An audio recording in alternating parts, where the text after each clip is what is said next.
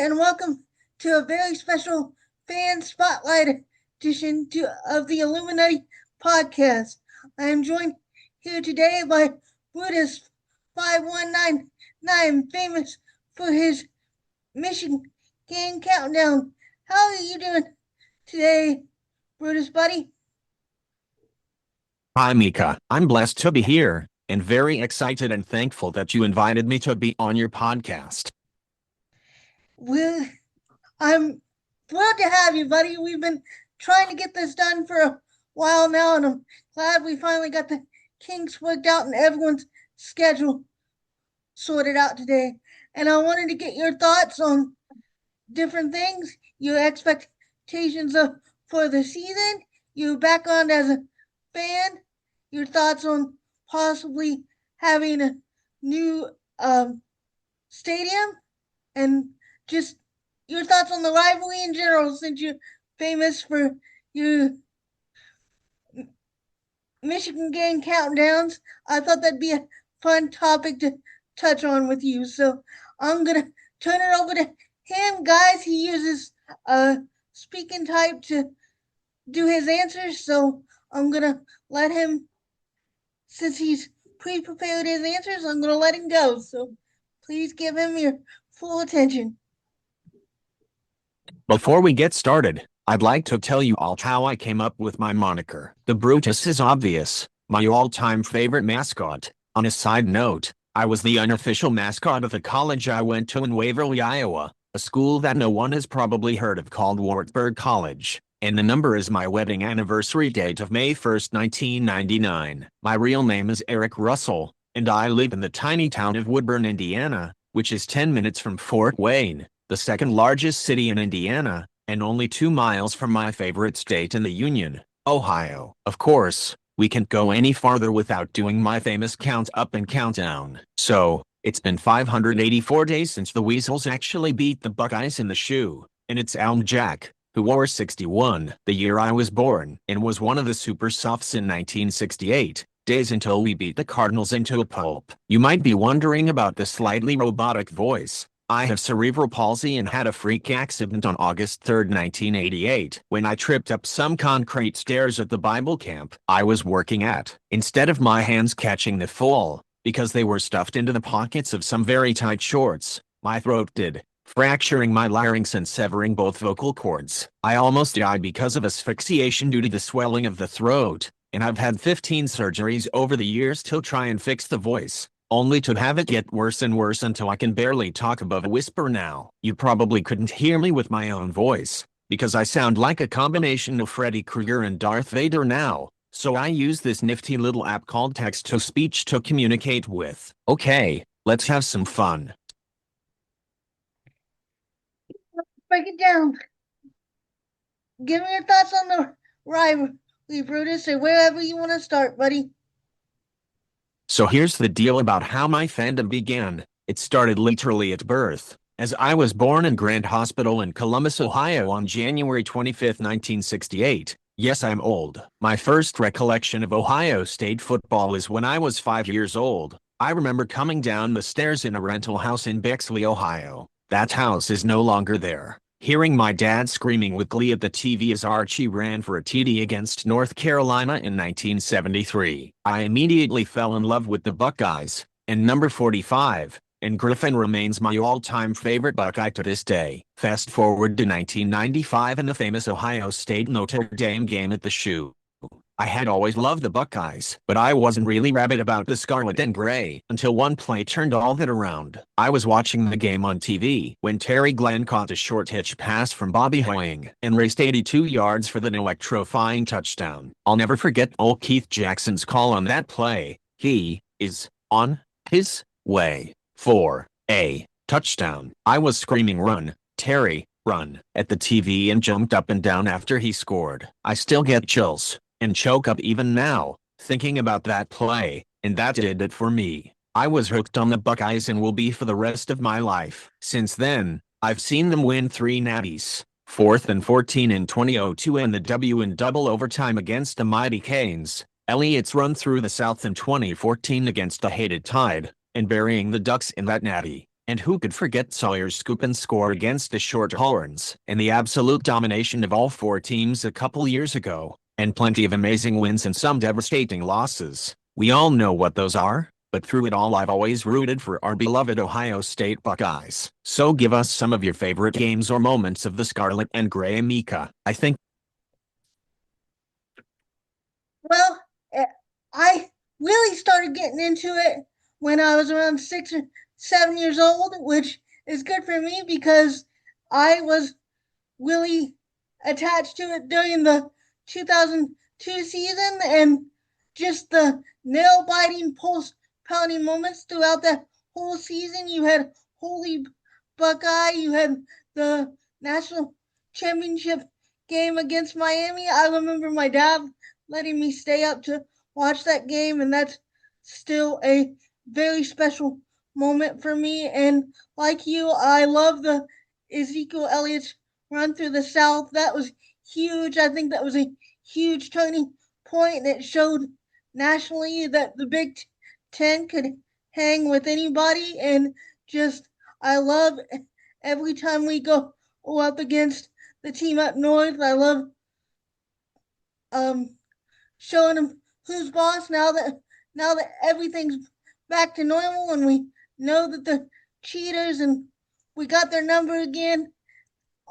I think all things are right with the world, and I'll always be a Buckeye fan, and it's always nice to chat with other Buckeye fans and build a community and everything. And I just appreciate you being on here, buddy. Uh, what are your thoughts on um, possible changes to the shoe? And have you had any experiences at the shoe? If so, is there some you would like to share? And what are some improvements you'd like to see if they do redo the shoe? like 2 years ago, I would love to see them go. Don't think they should change a thing about the shoe. It's a landmark, so it should remain as it is, with updates, of course. What are your thoughts? Again, I would love to see them update the shoe in terms of making it more wheelchair friendly and stuff for people like you and me. And I wish they do something about getting the bathroom lines and stuff under control. Because I remember when I went to a spring game when I was younger, just the bathroom lines were just awful. But I don't know if there's anything they can really do about that because it's always going to be crowded. But um, there's also thoughts on whether or not the rivalry game should change. And do you think the playoffs have changed the rivalry? And um, would you be okay if they move the time of the game? I know a lot of people say that's sacred and they don't want it touched. What are your thoughts?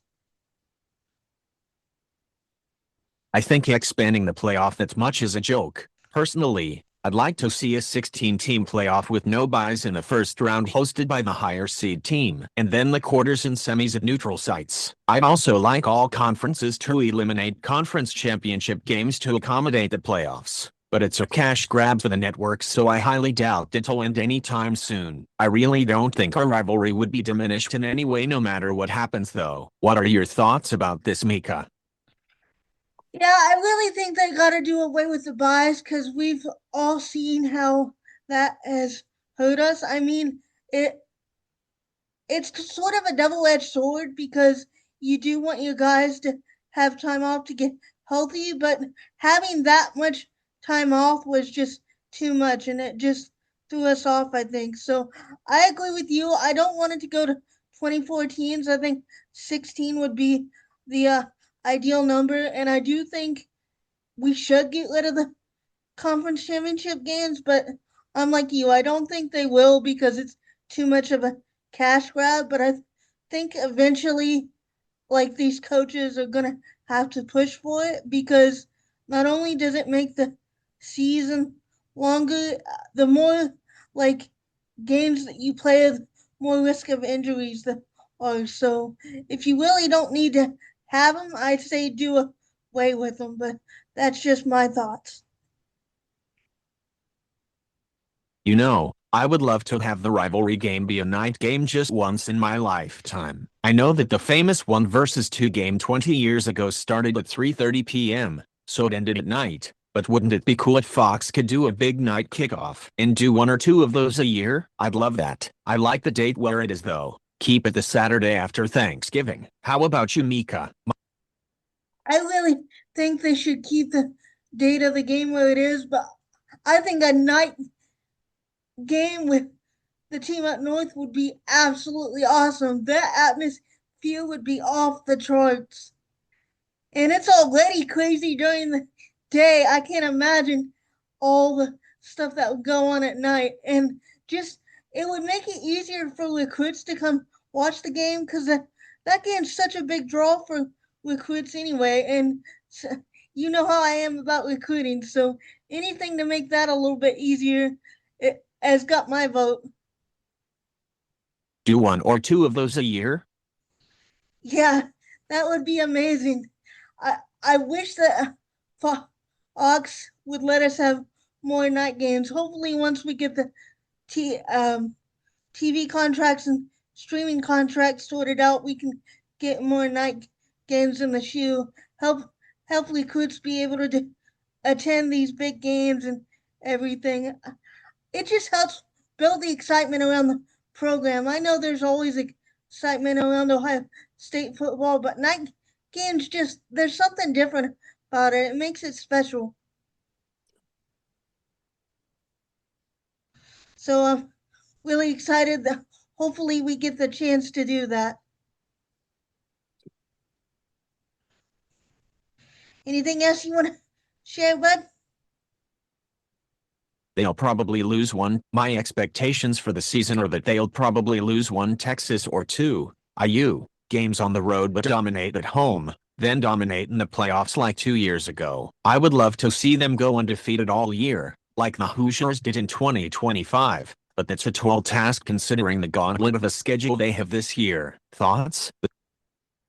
Yeah, I mean, we got a serious gauntlet of a schedule, but the talent that we're bringing in is just insane. And with the experience that we have and guys coming back that got a chip on their shoulder, like Kenyatta Jackson, I think he's going to have a huge year. So he's going to play a major part for us. And I think Matt Patricia is going to open things up more on defense. And JJ is going to come in with something to prove since this is going to, by all lights, be his last year. And I think Julian Sayin has a chip on his shoulder too, with how everything ended last year and how the national media has been kind of dogging on him recently since how we finished the year. So I like that we're coming in with a chip on our shoulder. We're loaded with young, hungry talent, and I think we got a chance to go undefeated. I know it's a tall task, but I'm always a glass half full kind of person, and I'm here for it. I hope we can go 16-0 and set a new standard for Ohio State football. I think Ryan Day's hungry for it, and I think the whole team's hungry for it. And I'm super excited to get the season going. The accessibility issue is actually unknown for me. I've been to 4 games at the shoe in my life. 1994, Purdue. I was in C-Deck for Joey Galloway's breakout game. 1998, Michigan. 20 rows up from the field by the end zone in the closed end of the shoe for one of John Cooper's 2 wins against the team up north. That was my favorite game and a bucket list item crossed off. 2005, went with my former brother-in-law. We were way up in C-Deck behind the right tower, so we only saw half the field for the last time the Buckeyes lost to Texas at home. In 2017 UNLV with my beautiful bride. The first 3 I could walk, so there were no issues. However, due to the slow progression of my cerebral palsy, I had to have Nicole push me in a wheelchair for the UNLV game. And since we were given those tickets, we were forced to sit in the middle of the row and B-Deck under the overhang. It was awful. Nobody wanted to give us room and lots of people were rude and insensitive to her plight. Nicole vowed that we were never going back, and we haven't since. I just want folks to remember that people in wheelchairs need extra assistance and be sensitive to their needs. So I actually don't know about handicapped accessibility. How about you, Mika? Have you been to the stadium for a game? If so, how was your experience? Like I said, I've only been to a spring game, and like that was a great experience. I actually got to meet Brutus during that game. They sent him up in the stands to meet me because I was cheering so loud. As soon as I got parked, I cheered from the time it started till the time it ended, and I had like no voice left by the time it was over. But still, it was a big deal to me, even though it was a spring game. Like I said, the bathroom lines are the biggest issue, and I'm sorry that people weren't sensitive to you during the game. Hopefully, we can get more accessibility accommodations going on now that they're going to be renovating the stadium and putting more money in that, and that'll help things get more open for people like you and me to be able to see and enjoy these games, because I'd love to be able to get back to the stadium and watch these games, especially uh the game would be awesome. That's definitely on the bucket list for me. I want to go back to the stadium and actually see live game action, not just a spring game, would be incredible. So yeah, that would be really cool. And guys, I just wanted to give you perspective outside of the usual fandom. And I know a lot of you guys know Brutus from the Bucknuts Morning Five and other um, podcast. He's always in the chats. That's how we met. He's a great guy, and there's all different types of fans in this community, and that's what I love. Like sports can bring all different types of people together, and the bigger and better we can make the Ohio State fan community, the better it is all around. So remember to just be kind and understanding, and just because people are different doesn't mean they enjoy things any less. Thank you for joining me today, Brutus, and thank you for sharing your story. Is there anything else you'd like to share, buddy? Thanks for having me on, Mika. This has been a blast. And as always, enjoy your journey through life. May God richly bless you, and live life loud. Go Bucks. Go Bucks! Bye, everybody.